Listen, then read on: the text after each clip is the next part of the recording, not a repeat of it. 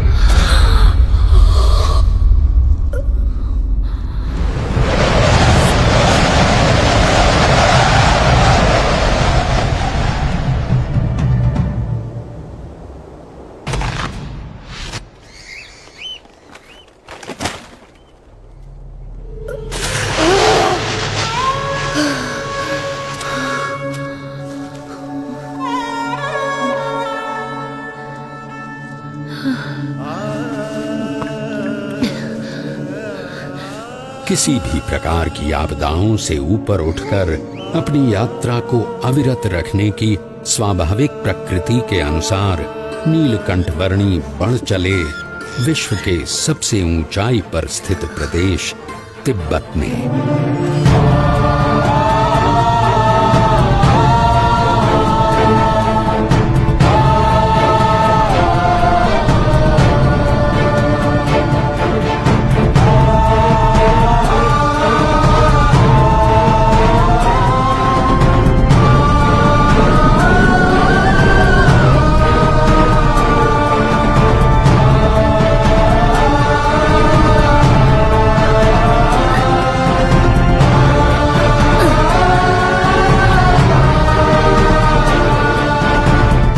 मानो कोई भी विपत्ति ऐसी बनी ही नहीं थी जो नीलकंठवर्णी के सदा आगे बढ़ रहे चरणों को रोकने में समर्थ हो।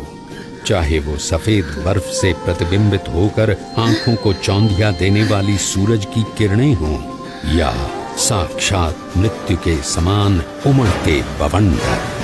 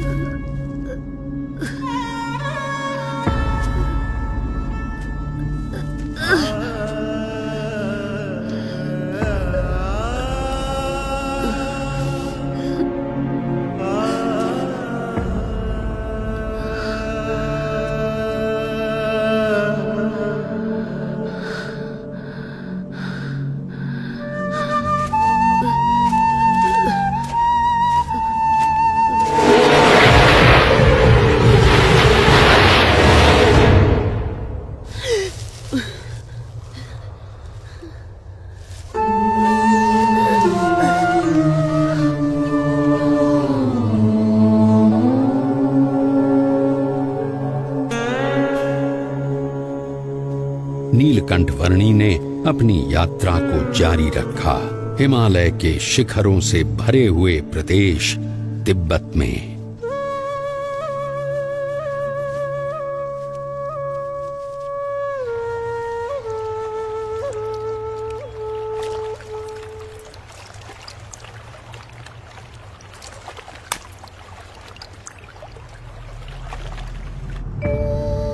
हिमालय के उत्तुंग बर्फीले पर्वतों का विश्व तिब्बत, जिसकी औसतन ऊंचाई 16,000 फीट है और जो विश्व की छत कहलाता है, वहां शीत ऋतु में 0 से नीचे 40 अंश तक के तापमान में नीलकंठवर्णी अकेले मानसरोवर की ओर बढ़ रहे थे।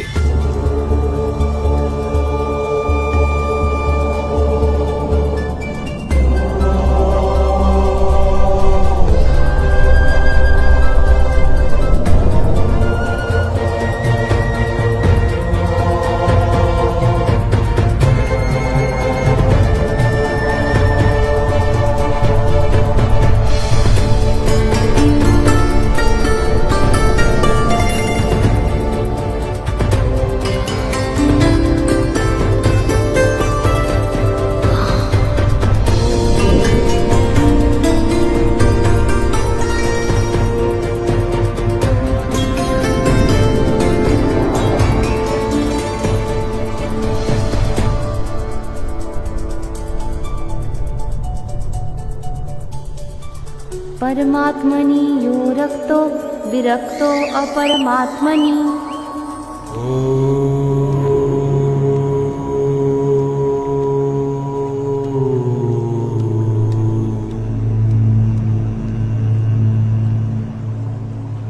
ज्योतिर्मठ से मानसरोवर की यात्रा शुरू करने के लगभग 4 महीनों के समय में नीलकंठ वर्णी आ पहुंचे कैलाश पर्वत के निकट स्थित क्षेत्र में।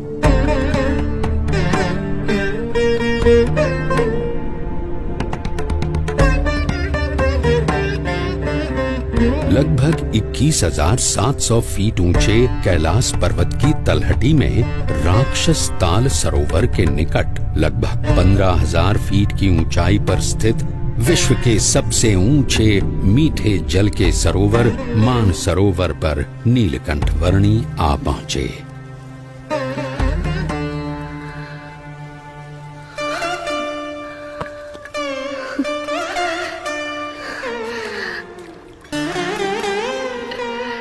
मानस क्षेत्र की प्राण घातक शीत ऋतु में नीलकंठ वर्णी ने संकल्प किया लगभग 320 वर्ग किलोमीटर में फैले हुए मानसरोवर की लगभग 88 किलोमीटर लंबी परिक्रमा करने का।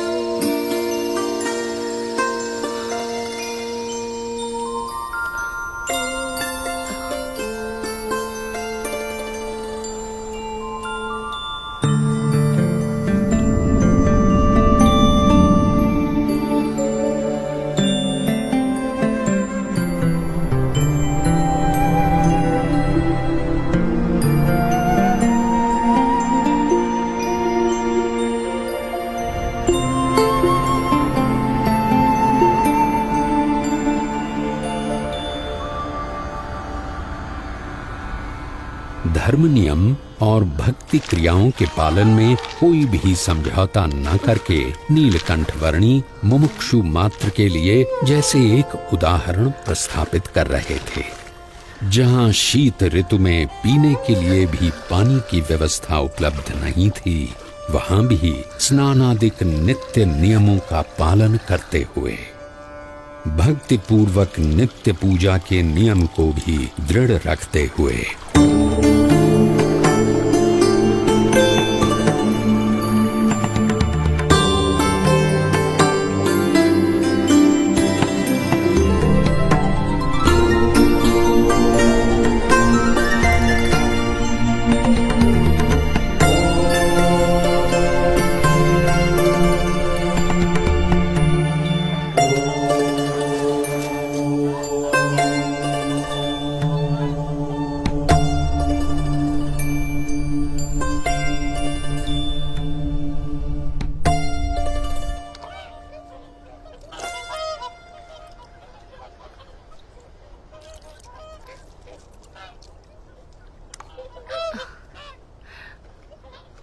इस जन्म में आप सब हंस हैं और अगले जन्म में आप मेरे परम हंस बनेंगे।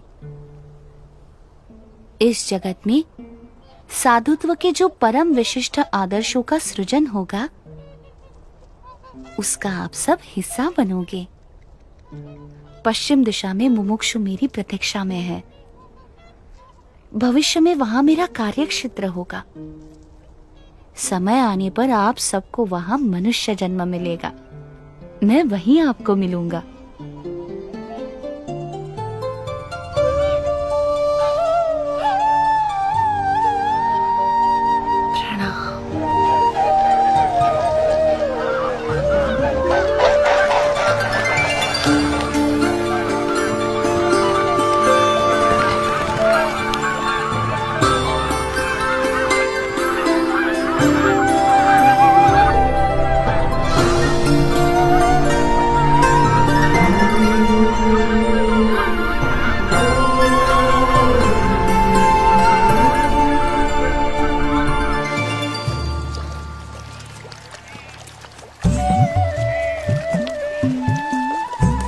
शीत ऋतु तिब्बत प्रदेश में बिताकर नीलकंठ वर्णी पुनः बद्रीनाथ जाने के लिए निकल पड़े।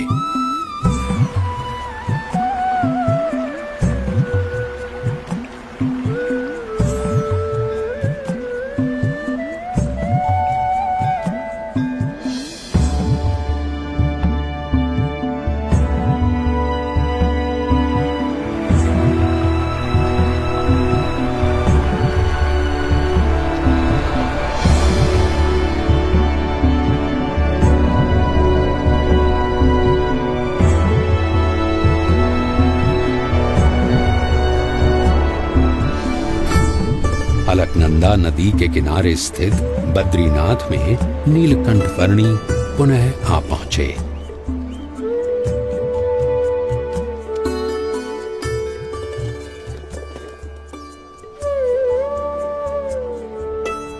जय बद्रीनाथ जी की जय बद्री विशाल, जय बद्री।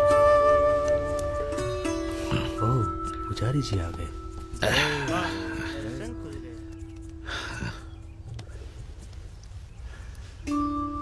नमो नारायण, नमो नारायण।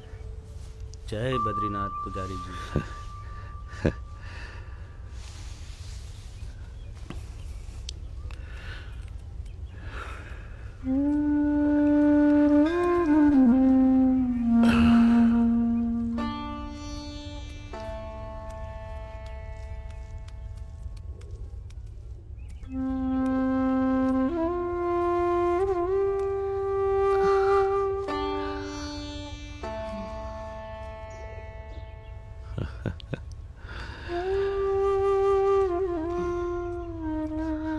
नीलकंठ वर्णी,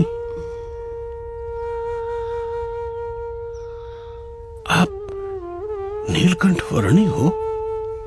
जी पुजारी जी। अरे प्रभु, जब भी आपको याद करता था तब चिंता होती थी कि आप किस हाल में होंगे, जीवित भी होंगे या नहीं। जाते समय मैंने आपको कहा था ना कि मैं आपसे फिर मिलूंगा, सो आ गया। परंतु आपका शरीर?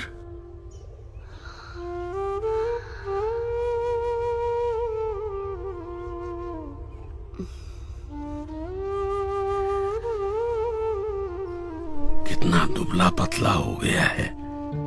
चलिए, सबसे पहले कुछ अन्न ग्रहण कर लीजिए। आइए प्रभु, पधारिए।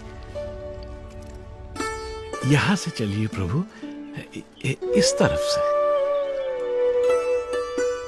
पधारिए।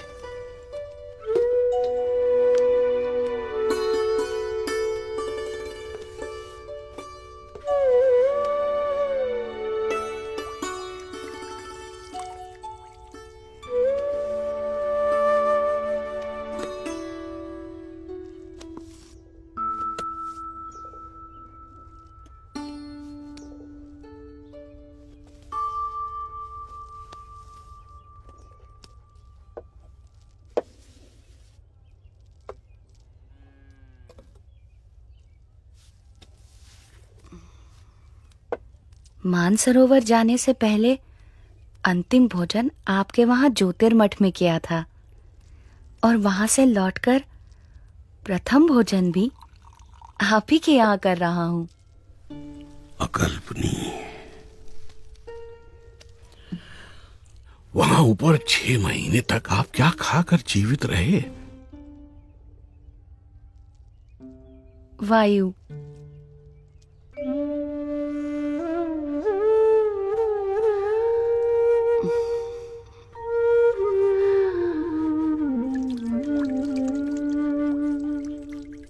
मुमुक्षुओं के भावों को परख कर उन्हें अपने संबंध से कल्याण के मार्ग पर प्रेरित करते रहने का नित्य क्रम